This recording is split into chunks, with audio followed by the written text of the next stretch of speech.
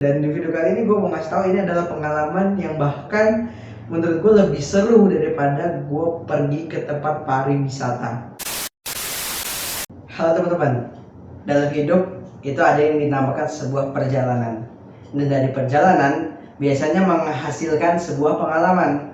Dan dari pengalaman yang dimiliki seseorang itu dapat mengubah isi dunia. Gue Zidan Habib, selamat datang di Doku Vlog kali ini.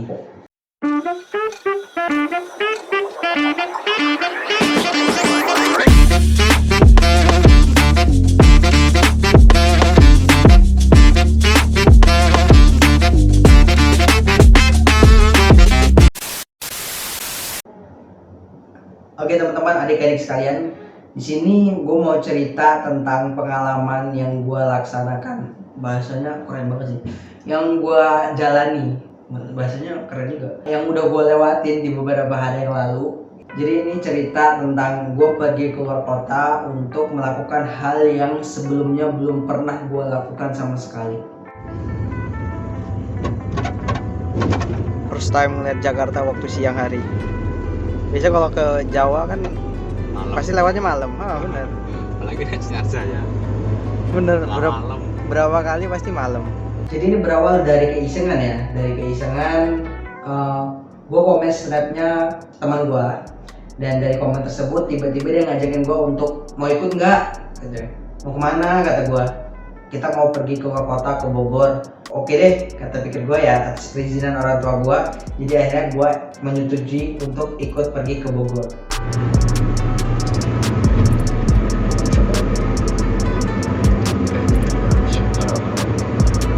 Dan ekspektasi gue ke Bogor itu ya pasti ke tempat wisata gitu, terus ke tempat yang paling terkenal kan kebun binatang atau gimana ya, intinya kita bakal membuat video di sana karena basically gue kan content creator nih, jadi kayak ada orang-orang yang ngajak gue tuh pasti ya untuk buat video gitu. Dan yaudah deh, akhirnya makanya gue setuju karena memang untuk pengalaman pribadi gue juga. Jadi gue memutuskan untuk berangkat sama teman gue.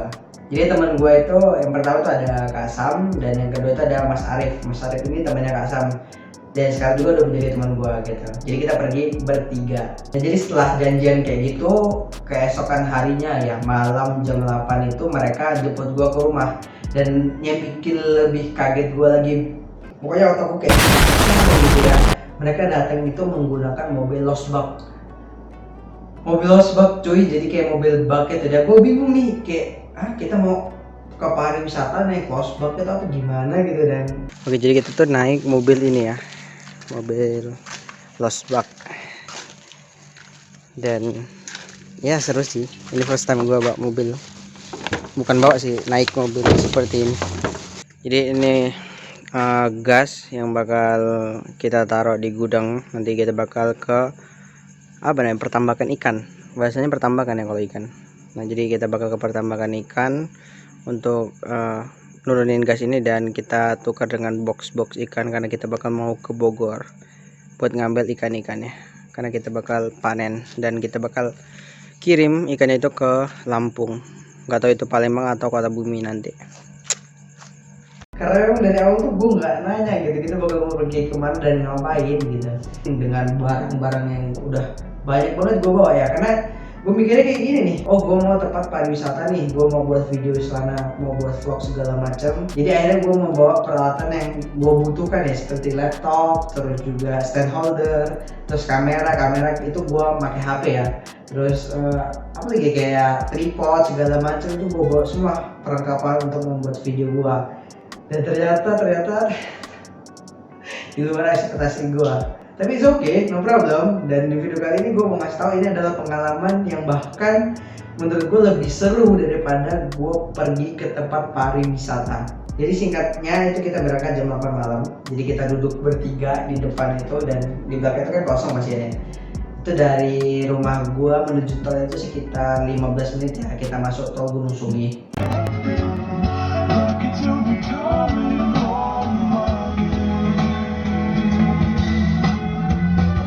Dan dari tol Gunung Soge itu kita menuju ke Kota Baru. Setelah sampai di Kota Baru itu tujuan utama kita pergi ke kantor, karena barang-barang kan semua ada di kantor ya. Oh, kejauhan ini. Mundur dikit. Mundur dikit dong. Ya.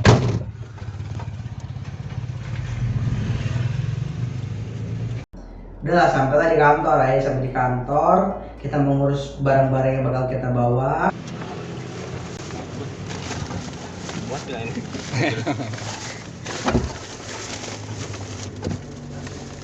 Coba ini gimana ini? Iya, banyak itu, banyak banget belanjanya. Gimana nggak banyak? Nih, ngepal segalon. Kayak 1 liter loh. Ini 1 galon. Habis itu kita langsung pergi lagi ke tempat kantor kedua, yaitu rumah bosnya sendiri. Itu untuk mengambil bok-bok ikan yang yaudah ya kalian lihat di video itu kayak gitu. Gimana sih berarti?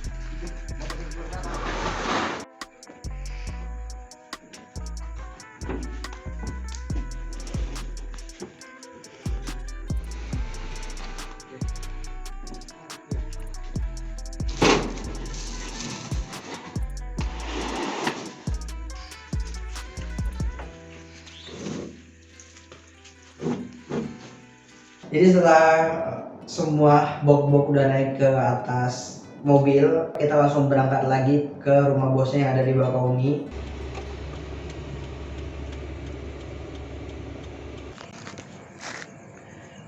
Oke cuy, ini udah sekitar jam 12 malam dan ini baru sampai sebelum Merak ya, ini masih di Bakauni, sudah masuk Bakauni. Jadi kita bakal istirahat dulu sebentar di sini karena ada barang-barang yang bakal diturunin, baru nanti kita mau langsung naik kapal langsung ke Jakarta. Akhirnya kita berangkat ke pelabuhan Bakauni itu menuju Merak ya. Iya. Yang mana yang belakang kiri nih? Iya. Ya Poso lah ini. Ini pada Poso semua. Yang lohan tuh yang panjang, nanti yang banyak double.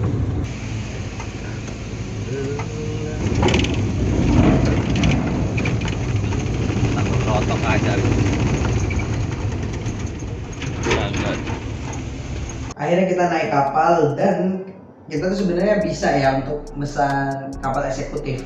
Tapi karena kita memang bener-bener capek dan pingin istirahat, akhirnya kita memesan untuk kapal ekonomi aja deh karena biar perjalanan agak panjang.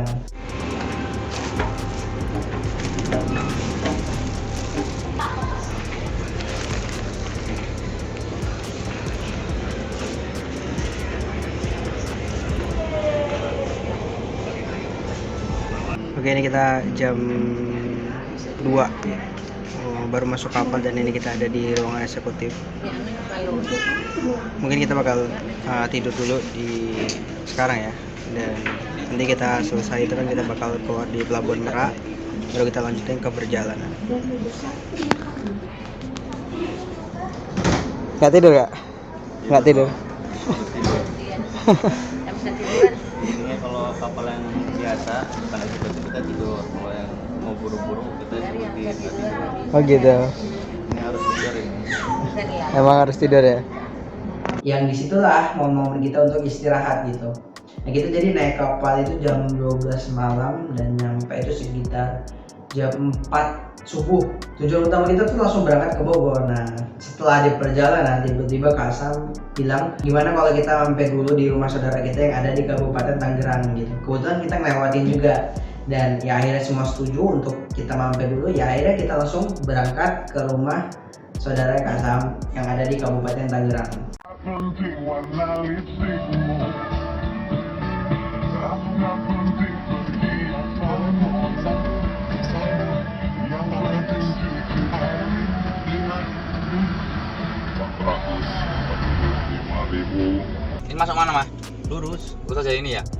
Ikutin ini aja jalur ini nih, naik ke atas nanti. Setelah itu di daerah Cisoka dan kita sampai sana itu kita sarapan dulu, kita sarapan pagi. Terus setelah kita sarapan kita ngobrol-ngobrol sebentar lalu kita istirahat. Dan kita nggak sadar nih kita setelah istirahat ngobrol-ngobrol keenakan itu ternyata udah jam 12 siang gitu. Oke teman-teman, jadi gua baru aja sampai di Semarang ya. Jadi ini sebenarnya nggak ada tujuan sini, tapi karena memang udah lama nggak silaturahmi ke Semarang sini, dan memang setiap pembelian ikan ini, jadi kita bakal produksi ikan ya, bukan produksi sih, lebih kayak jual beli ikan. Jadi kita biasanya mampir di sini dulu gitu. Dan ini memang karena udah lama juga nggak mampir sini, kebetulan keinget, jadi ya udah sekalian. Jadi sekitar jam 12:30 siang itu kita berangkat dari Kabupaten Tangerang, dari rumah Papi itu menuju ke gudang yang ada di Bogor.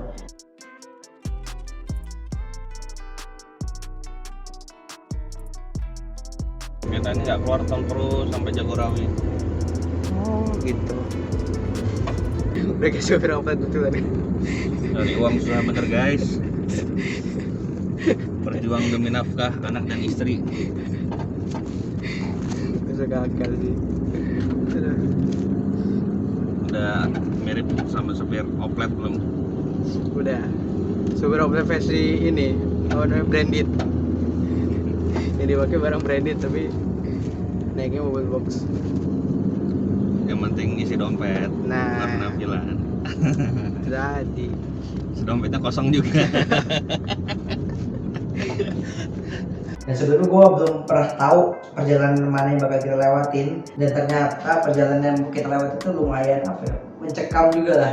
Perjalanan sekitar 6 jam untuk kita sampai di gudang. Itu kita ngelewatin Jonggol, yang estimasi sebenarnya itu perkiraan kita untuk sampai di gudang kita itu sekitar jam 9 atau jam 8 malam. Karena biasanya di Jonggol itu macet. Kok kebetulan di saat itu tiba-tiba di perjalanan itu nggak ada macet sama sekali gitu. Kayak mungkin macet, ya macet-macet standar lah untuk keluar tol gitu. Tapi bener-bener kita kayak bersyukur banget lah, alhamdulillah tiba-tiba nggak macet gitu. Dan kita itu berada di daerah Cimahi kalau nggak salah ya. Kita berada di daerah Cimahi itu sekitar jam 5 sore. kayak kita pesan Popi tadi untuk di kapal ya. Ini kita udah di kapal mana nih, Jawa Barat. Kapal bambu. Malah sampai ke Jawa Barat saking jauhnya. Mungkin lunas boleh kita ambil. Lunas boleh itu. Yuk. Kita di. Jadi kita sampai di Cimahi itu jam 5 sore. Itu tiba-tiba cuaca berubah menjadi hujan deras, hujan yang sangat lebat, petir di mana-mana, dan kita harus melewati rute hutan. Jadi benar-benar sangat mencekam lah menurut gua ya, karena posisi juga udah sore mau maghrib itu, terus posisi hujan lebat, petir kencang sekali, besar-besar, dan memang jalan itu juga baru kita bertiga lewatin bareng-bareng gitu, kecuali Kasam udah pernah ke sana sekali, tapi baru sekali, dan ini kedua kalinya dia. Dan untuk saya dan Mas Arif itu kita baru pertama kali.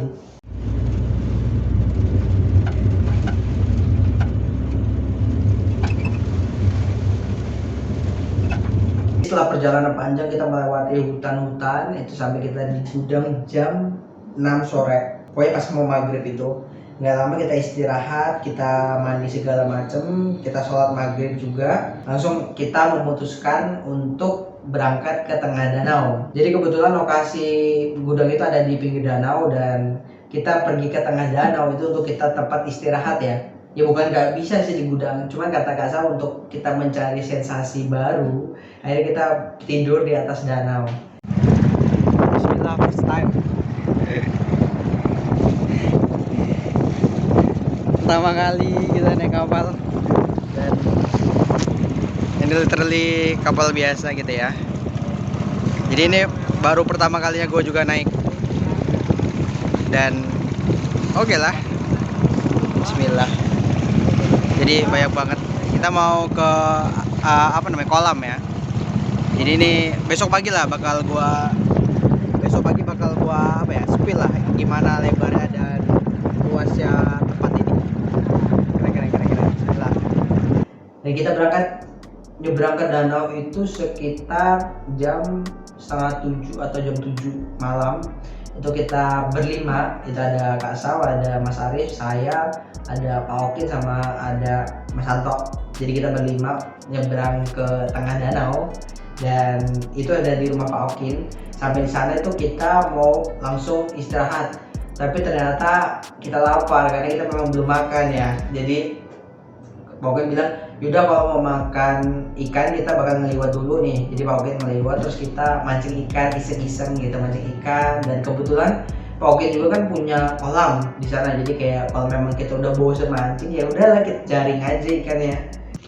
Mancing malam-malam.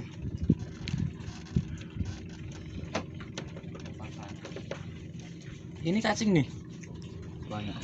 Keluarnya pancing satu lagi. Ini?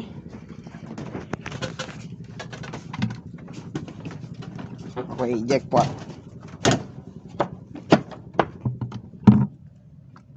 Jackpot kakak.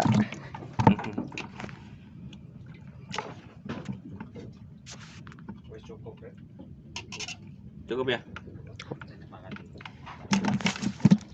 Sekiloan lebih.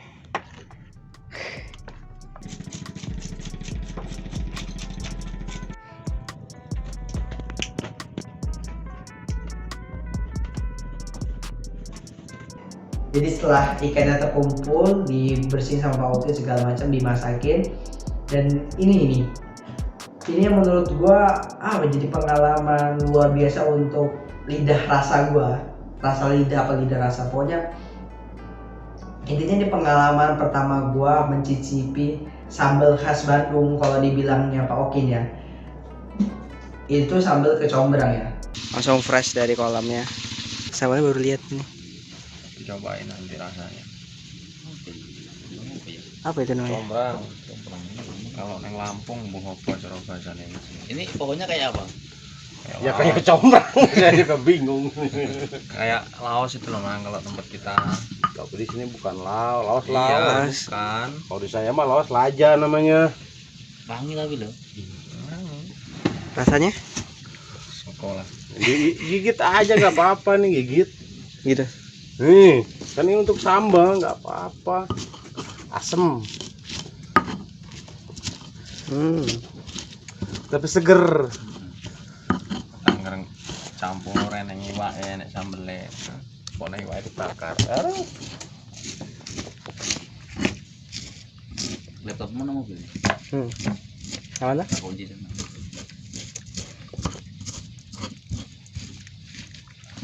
Apa enggak digoreng iwak lah.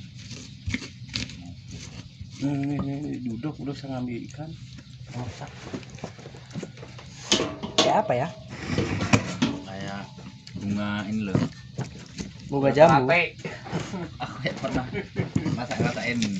Bunga jambu. Bos, sekarang ini wadahnya nggak apa-apa ya. Karena biasanya kalau gua makan sambal itu sambal delan ya, dari Lampung kan pakai terasi segala macam. Nah di sana tuh pakainya kecombrang, dan gua bingung juga tuh pertama kali ngeliat tumbuhan ini tumbuhan apa, dan dibilang sama Pak Okin itu tumbuhan kecombrang. Rasanya tuh sedikit asam tapi apa ya, anget gitu di dalam tubuh, kayak kalau kalian pernah makan kencur itu, nah kayak gitu tuh rasanya. Jadi menurut gua kayak apa sih sambal kok pakai kencur gitu, enakan pakai terasi kayak kedua gitu ya. Pertama kali gue udah judge makanan tersebut, ternyata sama Pak Okin di sambal, terus nasi liwet sudah matang juga, dan gue cobain sambalnya. Terus ternyata sambal tuh enak coy, gila, gue belum pernah cobain sambal yang kayak gitu sebelumnya sama sekali. Ini namanya nasi liwet karena diliwet. Kalau orang Jawa diliwet apa sih namanya? Pakai gentong kayak gitu ya, Mas? Ada ini juga nih. Apa? Wali. Kuali. Iya, kuali lah. Ada honje. Ini kan mas yang tadi kita baru mancing. Dan sambal khas.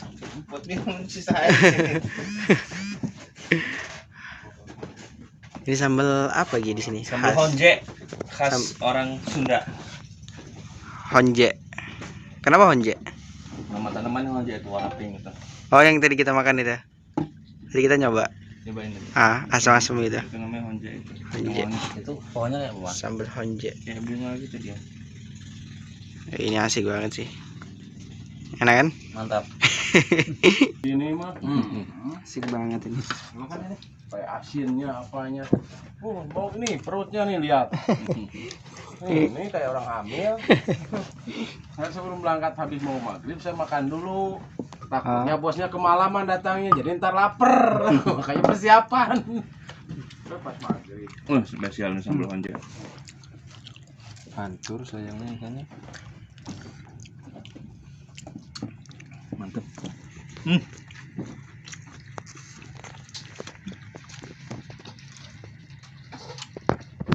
Biasanya di Lampung nggak ada bunga ini mas ya? Nggak ada. Nggak ada ya? Nah, ini sih paling the Adanya best. di mana adanya? Di Banten ada. Walah, bro. Oh, dapat babu. Kenapa? Paling ngantuk udah tidur gitu aja.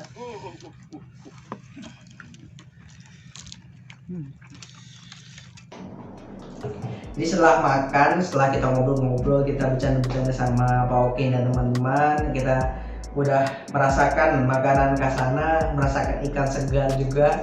Kita ternyata kecapean, yang mengakibatkan kita langsung tidur ya. Jadi nggak lama setelah makan kita tidur yang tadinya itu rencana kita tuh mau mancing, jadi kita mau mancing malam-malam ke tengah danau untuk mendapatkan ikan yang lumayan besar ya, karena kan ikan besar-besar itu biasanya hidupnya di tengah malam gitu. Itu semua gagal karena kita memang udah kecapean, udah pada tidur juga. Keesokan harinya itu sekitar jam 5 subuh itu gue bangun, sholat subuh segala macam. Akhirnya gue ngeliatin pemandangan berada di tengah danau, dikelilingi bukit-bukit, pokoknya full bukit atau gunung lah, bisa dibilang sana hutan. Pokoknya kita di tengah-tengah danau yang sangat luas. Itu gue sangat apa ya, ini nggak ada nih di kota, ini gue nggak bisa dapetin di kota. Gue pikir kota itu menjadi tempat yang paling bagus dan paling asik, ternyata enggak. Di sini menurut gue kalau kita bosan kita bisa mainan sama ikan, kita bisa ngasih makan ikan. Terus juga kalau ngopi pagi-pagi tuh pemandangan kita lihat tuh bukan mobil, bukan suara apa ya, suara-suara bisik tetangga gitu, karena memang di danau itu kan jarak antara tetangga tuh lumayan jauh ya, kita harus naik perahu dulu. Nah ya ini udah kayak gue nyaman banget di situ, tenang gitu, untuk menenangkan pikiran, cocok banget sih tempatnya. Setelah kita ngopi-ngopi, kita nyantai-nyantai, menikmati pemandangan, main sama ikan, ngasih makan ikan. Akhirnya kita memutuskan untuk berangkat ke rumah salah satu petani ikan karena kita bakal panen ikan baung. Tapi sebelum itu, kalau kalian mau lihat vlog lebih lengkapnya dalam memanen ikan baung itu, kalian bisa langsung ke channelnya Teman Usama. Itu linknya ada di deskripsi. Itu di situ memang Kak Sam sendiri membuat YouTube juga, dan khusus vlognya untuk apa ya? Untuk pada saat memanen ikan baung tersebut. Oke teman-teman, jadi kita tadi malam tuh naik kapal kayak gini nih. Perahu ya namanya.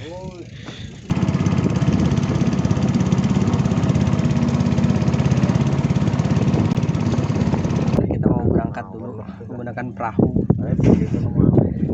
Ini adalah pengalaman pertama.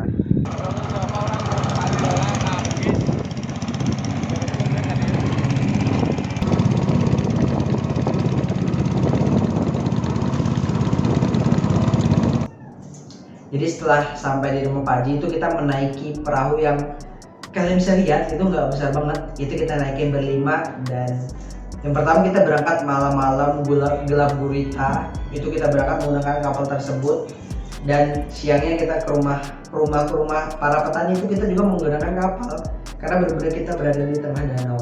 Nah setelah sampai sana itu video lebih lanjut ada di channelnya Teman Usama, dan untuk video interview dari petani ikan tersebut itu ada di link gua di atas ini kalau kalian mau nonton juga.